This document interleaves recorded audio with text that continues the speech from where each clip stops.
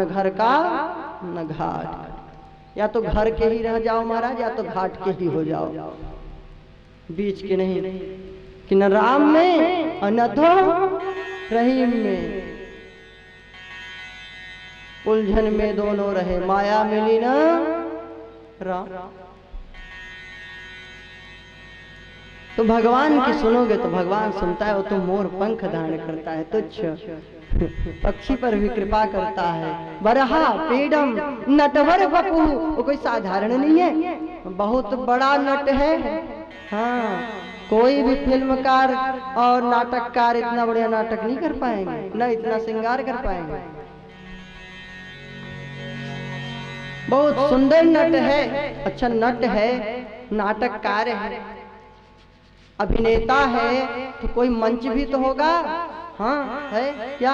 वृंदारण्यम, वृंदावन रूपी रंगमंच है, सुंदर बना बनाया, नकली कुछ नहीं, आर्टिफिशियल नहीं है। हाँ, सब नेचुरल है, प्राकृतिक। भगवान मानो कहते हैं अपने श्रृंगार से कि तुम सभी लोग प्रकृति से प्रेम करो, तुम सभी लोग दिव्य हो जाओगे। लेकिन दिखावा बहुत है महाराज, सच्चाई नहीं है। दिखावा बहुत लोग करते हैं, है तो छछुंदर और बनते हैं सुंदर। ब्यूटी पार्लर में जाएंगे, सुंदरता को श्रृंगार की क्या आवश्यकता है बताओ? नकली श्रृंगार। अगर सुरपड़खा जैसी थी वैसी होके जाती तो भगवान उससे जरूर प्रेम करते। लेकिन सुरपड़खा ने क्या किया?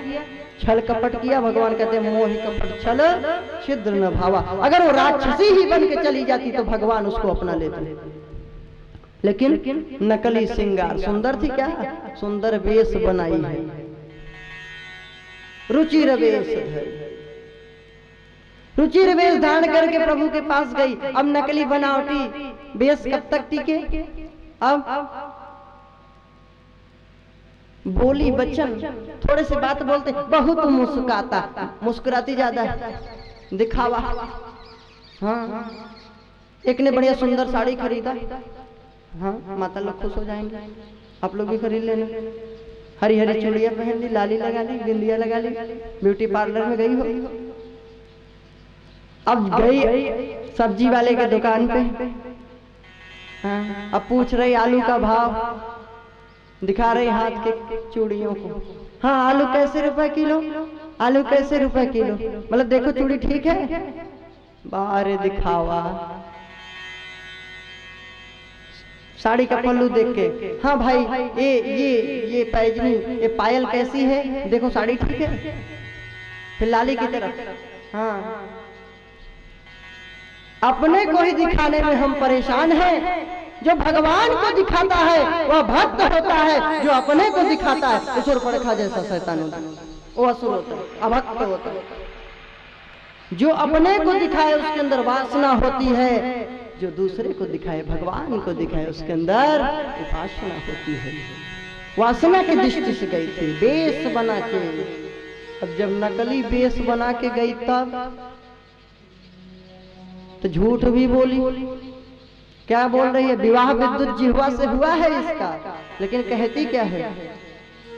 तो सम पुरुष न मूसम नारी, तो सम पुरुष न मूसम नारी, तो सम पुरुष न मूसम नारी,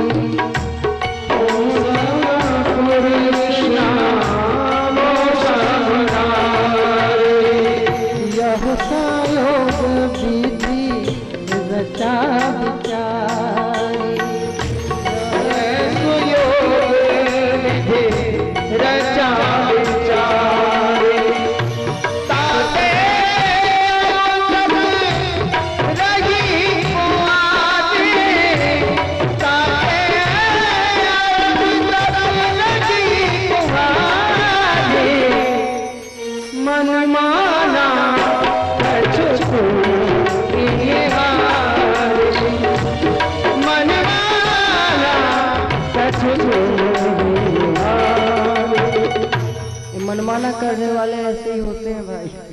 लिखा है मन माना।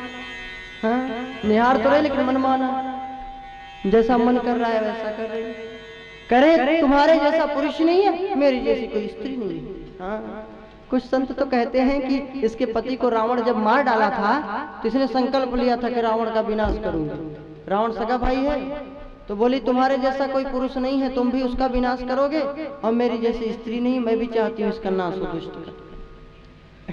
लेकिन ये भाव ठीक नहीं है भाई, नकली बनावटी वेश बना के गई है। हाँ, तो राक्षसी रूप में ही जाते तो क्या भगवान नहीं सुनते उसकी? क्या नकली वेश बनाई, बोलती है कि मेरा आपका विवाह होना है। अच्छा, कैसे? बोला ब्रह्मा जी ने विचार करके लिखा है। ब्रह्मा जी खोपड़ी पे हाथ रखे, अरे राम राम, मैंने शूर्पणखा और राम का विवाह कब लिखा? शूर्पणखा ने कहा नहीं लिखा है। कैसे? लिखा न विधि वै देहि विवाह। जनक जी खुद कहते थे जनकपुर में कि ब्रह्मा जी ने नहीं लिखा है जानकी माता का विवाह, तो मेरे साथ लिखा है। भगवान सोचने लगे, बाहर शूर्पणखा नकली वेश बना के आई। अच्छा, शूर्पणखा का एक और अर्थ है। आज की बहनें हमारी कुछ तो अच्छी हैं, कुछ तो शूर्पणखा, इतने बड़े बड़े नाखून, हाँ, बढ़िया नेल पॉलिश करके चलती हैं। नाखून ऐसे ही सुंदर है, जरूरत क्या है इसमें नेल पॉलिश? हाँ, केमिकल लगा के नाखून और सड़ा रही है। तो सूप नखा, जिसकी नाखून सूप जैसी हो निकली हुई, सूप नखा जिसकी नाखून बड़ी हुई हो, वही सूप नखा। गंदे वस्त्र जो पहने, नकली श्रृंगार, वो सूप नखा। अब भाई आप लोगों को हम नहीं कह रहे हैं, क्षमा करिएगा भाई, जो ऐसे हैं उनके लिए कह भी रहा हूँ, जो ऐसे हो समझ लेना शूर्पणखा हो। अब कौन है मैं क्या जानू, तो आप ही लोग जानना, आपके बीच में होगा कोई। जो नाखून बढ़ाते हैं वो शूर्पणखा। तो ऐसे लोग अगर नकली वेश बनाएंगे तो क्या होगा? नकली वेश जब बनाओगे, अभद्रता अश्लीलता प्रस्तुत करोगे, तो नाक कटे बिना रह नहीं सकती। फिर तो नाक तो कटेगी ही कटेगी। ऐसे लोगों का नाक नहीं बचता, फिर तो नाक कटता ही कटता है। तो नकली वेश लोग करते हैं। भगवान प्रकृति से प्रेम करते हैं, कहते हैं तुम सभी लोग प्रकृति से प्रेम करो, प्रकृति का विनाश मत करो, पर्यावरण को सुरक्षित रखो, सुंदर रखो, तब तुम्हारा कल्याण होगा। हाँ, पशु पक्षियों को मत मारो, वृक्षों को मत काटो। भगवान ने कहा वृक्ष बहुत बड़े परोपकारी हैं। दसम स्कंद में मित्रों को बुला के बोले वृक्ष बहुत परोपकारी है, इनका जीवन धन्य है। फल से, फूल से, पत्ते से, लकड़ी से, ईंधन से, सड़ने पर भी खाद बनते हैं, सब कुछ से केवल कल्याण करते हैं। वृक्ष जैसा संत कौन होगा? हरे वृक्षों को काटना अपराध है, शास्त्र की आज्ञा नहीं है। पत्ती भी तोड़ना हो तो शास्त्र कहता है हाथ जोड़ के जाओ, एक दिन पहले बोलो कि हमें औषधि के लिए आपके पत्ते तोड़ना है, फिर दूसरे दिन तोड़िए। अरे धन्य है हमारी भारत भूमि, जहां पर महाराज वृक्षों से भी प्रेम किया जाता है, पत्थर को भी भगवान माना जाता है, नदियों को भी माता बोलता। कितना धन्य है पावन पुनीत धर्म हमारा, देश हमारा भारतवर्ष। वो तो जो स्वच्छंद लोग हैं, जो शास्त्र को नहीं मानते, विज्ञान पर्यावरण को सही नहीं करेगा, विनाश करेगा, लेकिन शास्त्र की अगर बात मान ले कोई महाराज तो विनाश नहीं करेगा। आज पीपल के वृक्ष को क्यों नहीं काटते? शास्त्र के कारण ही। शास्त्र ही कहता है, भगवान स्वयं कहते हैं अश्वत्थ सर्ववृक्षाणाम, 10 अध्याय में गीता जी के भगवान कहते हैं वृक्षों में मैं पीपल हूं। तो भगवान का स्वरूप मान के आप पीपल वृक्ष को नहीं काटते। नीम को कहते हैं शीतला माँ नहीं काटते, तुलसी माँ। तो हमारा शास्त्र कितना उदार है, कितना विशाल है कि जनहित के कल्याण के लिए सारे उपदेश ऋषियों ने शास्त्रों में दिया है। हम कहते हैं शास्त्र सब बेकार है, मत मानो शास्त्र की बात, विज्ञान की बात मानते रहो, विनाश जल्दी होने वाला है, हो ही रहा है।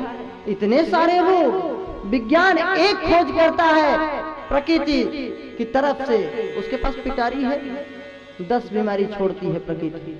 लो खोजते रहो बेटा। कैंसर का इलाज नहीं हुआ, एड्स, अब इन दोनों का भी इलाज संभव नहीं। स्वाइन फ्लू, नई नई बीमारी, हाँ चिकनगुनिया, एक से एक बुखार, एक से एक बीमारी। प्रकृति कहती है तुम मेरा विनाश करते जाओगे, मेरा सम्मान नहीं करोगे, तो ऐसे ही तड़पते रहोगे, अपने सुख सुविधा के पीछे दौड़ते रहोगे और तड़पते रहोगे। तुम्हारा कल्याण कभी न हुआ है, न होगा तब तक नहीं होगा जब तक तुम मुझसे प्रेम नहीं करोगे। ठाकुर जी शिक्षा देने के लिए मोर के पंख को धारण करते हैं। अच्छा, यहाँ पक्षी की बात हो गई, तो प्रकृति से प्रेम करते हैं, वो कैसे? कानों में कनेर के फूल धारण किए हुए हैं। कर्णयोः कर्णिकारम, ओलियंडर, कनेर के पीले फूलों को ठाकुर जी कानों में अपने धारण करते हैं। देखिए प्रकृति से प्रेम है कि नहीं, है ना? बहुत सुंदर रूप है ठाकुर जी का। नटवर वपुः कर्णयोः कर्णिकारम बिभ्रद्वासः कनक कपिशम, सुंदर सुनहरा पीतांबर दुपट्टा पीला चमचमाता हुआ धारण किए हुए हैं। वैजयंती च माला, सुंदर वैजंती की माला धारण किए हुए हैं, वैजंती की पुष्पों की सुंदर सुगंधित। देखिए वैजंती का पुष्प माला धारण किए हैं, कानों में कनेर के फूल हैं, मोर का पंख मुकुट में धारण किए हैं। बताओ प्रकृति से प्रेम है कि नहीं? कोई नकली श्रृंगार है? कहीं ब्यूटी पार्लर में गए?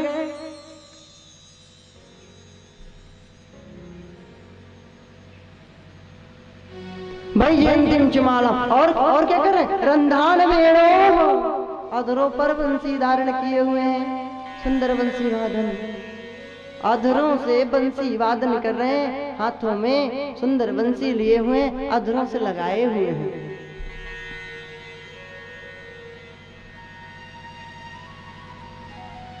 पूरयन गोप वृंदैः, चारों तरफ ग्वाल बालों से घिरे हैं, और वृंदारण्यम सपद रमणम, वृंदावन रूपी रंग मंच में जा रहे हैं, वृंदावन में प्रवेश कर रहे हैं। तो अकेले नाटक कैसे होगा? तो ग्वाल बाल हैं चारों तरफ, और नायक हैं तो इनका गुणगान होना चाहिए ना। कहे हाँ होता है, कैसे? प्राविशद गीत कीर्ति ही, इनकी कीर्ति का गुणगान गा रहे हैं ग्वाल बाल। ऐसा सुंदर है कन्हैया, ऐसा दिव्य प्रभाव है उसका। अब जब सुखदेव जी सुने महाराज तो धन्य हो गए, थोड़ा नेत्रों को खोले, लेकिन फिर सोचे ये तो प्रभाव है, ये तो उसका प्रभाव है, सुंदर है, बहुत प्रभावशाली है, लेकिन स्वभाव कैसा है न जाने, अहंकार में ऐठा होगा। काय को ब्रह्म, काय को परमात्मा। जो सुंदर हो, बहुत विद्वान हो, गुणशाली हो, कोई जरूरी नहीं है कि वो महान हो, नम्र हो, कृपालु हो, उदार हो, दयालु हो, कोई जरूरी नहीं। फिर नेत्रों को मुंह दे समाधि में हो गए।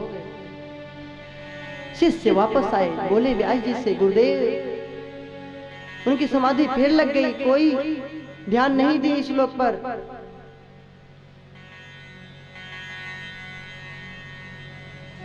व्यास जी ने दूसरा श्लोक लिख के दिया, तीसरे स्कंद के दूसरे अध्याय का 23वां श्लोक। इसमें स्वभाव का वर्णन है, प्रभाव तो है ही सब कुछ, लेकिन स्वभाव कैसा है कन्हैया का देखिए।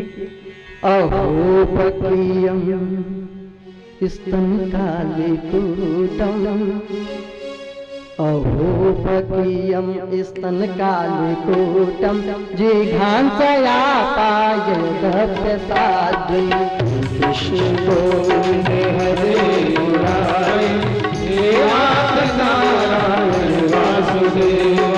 अहो पक्रियम स्तन काले कूटम, जिघांसया पायदप्य साध्वी, मात स्वामी सखा हमारे, नाथ नारायण वासुदेव मेरे गतिं भाति ततोऽन्यं मेरे गतिं भाति ततोऽन्यं त्वं वा दयालुं शरणं व्रज।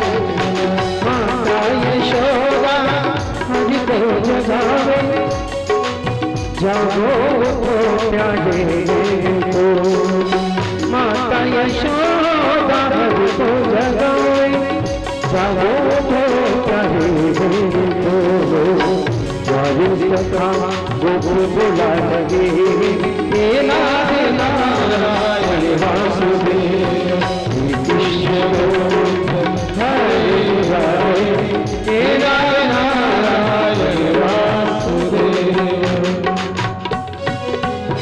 ये श्लोक लेके गए और शिष्य लोग सुनाने लगे। भाव इस श्लोक का